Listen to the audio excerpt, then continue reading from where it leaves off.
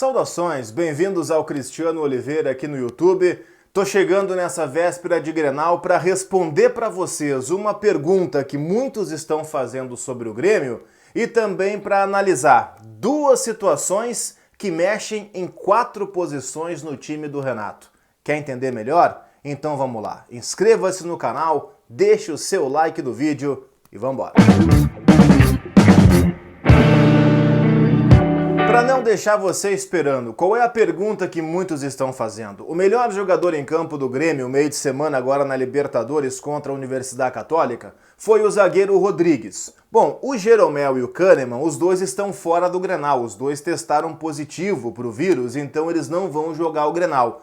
A pergunta que muitos fazem é, será que o Rodrigues, depois da grande atuação que teve, inclusive fazendo gol contra a Universidade Católica, será que ele tem chance? E eu respondo para vocês o seguinte, com base naquilo que o Renato tem feito em 4 anos de Grêmio, com base naquilo que o Renato pensa sobre futebol, a resposta é não. Com base em tudo isso, o Renato ele sempre privilegia uma hierarquia que, em geral, obedece uma questão até em relação à idade e experiência. O Renato gosta muito de jogadores rodados, de jogadores experientes, de jogadores mais malandros. Então, se eu tivesse que apostar, e tô trazendo isso para vocês, aposto que o Rodrigues fica fora. E o Grêmio vai no Grenal com Paulo Miranda e David Braz. Bom, respondida essa pergunta, portanto acho que o Rodrigues não vai para o jogo no Grenal, vamos àquela análise que inclusive está no card do vídeo, em que duas situações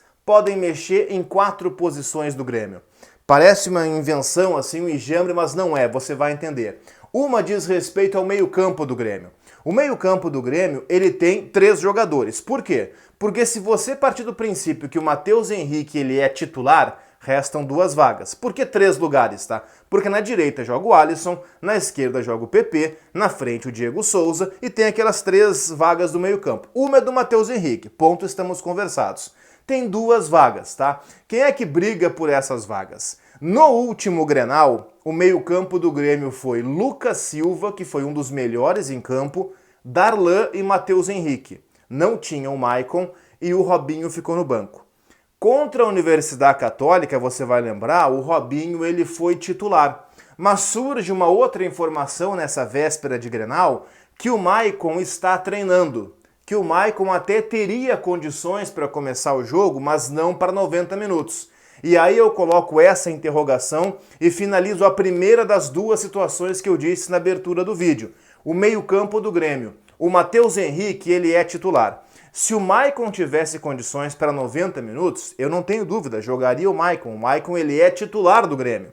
E aí a dúvida seria o outro jogador. Já que o Renato e o Jean-Pierre não adianta, os dois não se acertam, a tendência daqui a pouco, vamos deixar essa tendência entre aspas, é que o Lucas Silva fosse colocado à frente da zaga, porque o Lucas Silva, nos 2 Grenais da Libertadores, ele fez 2 jogos maravilhosos. Então tudo indica que ele pudesse jogar. Mas o Darlan chegando à frente com essa liberdade no lugar do Maicon, que não tem condição para 90 minutos, também é uma possibilidade. Eu até confesso para vocês, acho que desses 4 nomes, o Darlan, o Maicon, o Lucas Silva e o Robinho, acho que o Robinho até corre por fora, tá? Eu até reduziria, nesse momento, 3 jogadores para 2 vagas. Se tiver condição para 90 minutos o Maicon, o que eu acho muito difícil, quase impossível, jogaria o Maicon, tá? Aí ficaria a dúvida entre ou o Lucas Silva mais recuado ou o Darlan saindo um pouco mais para o jogo. O que é que eu acho que vai acontecer? Eu acho que o Renato vai repetir o meio-campo do último Grenal. O meio-campo de Lucas Silva à frente da zaga, Darlan e Matheus Henrique fazendo aquele vai e vem. Se a coisa engrossar, bom, aí ele tem o Maicon no banco, que pode entrar e dar conta do recado. É um jogador muito acostumado a jogar clássicos Grenais. Bom, e o terceiro ponto que eu lanço para vocês é uma avaliação que talvez esteja já até clara, as pessoas talvez só não tenham ainda compreendido, tá? E se você chegou até aqui, eu peço para que você já, claro, se inscreva no vídeo, se inscreva e ative o sininho de notificações, o que é muito importante, e deixe o like. Acho que se chegou até aqui é porque está gostando do conteúdo, ou achando uma porcaria também, né? Enfim, pode ser. Mas se achou ruim, dá like igual, tá? Não tem problema. Vamos lá. A outra situação do Grêmio, as laterais. Me parece muito claro que, quando jogar o Orejuela, que é um jogador que se projeta com muita facilidade, mas tem uma dificuldade de marcação, o Renato do outro lado vai fazer um contrabalanço. Vai escalar o Cortez, que marca melhor que o Diogo Barbosa, por exemplo, mesmo que não avance tanto.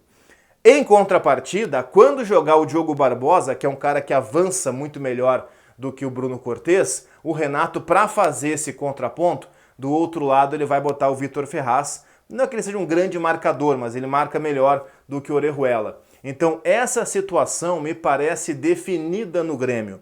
Como o Orejuela está jogando mais do que o Vitor Ferraz, me parece que os titulares do Grêmio hoje estão definidos. É o Orejuela na direita e é o Cortez na esquerda. O Orejuela atacando com muita força e o Cortez dando uma segurada para dar uma balanceada, aliás, do time no outro lado. É uma impressão e que se confirma a cada semana que passa, cada jogo do Grêmio que passa. Pode perceber. Quando joga o Diogo Barbosa, é o Vitor Ferraz do outro lado, e quando joga o Orejuela na direita, é o Cortez quem joga na esquerda. Me parece que esse vai ser um modus operandi do Renato até o final dessa temporada.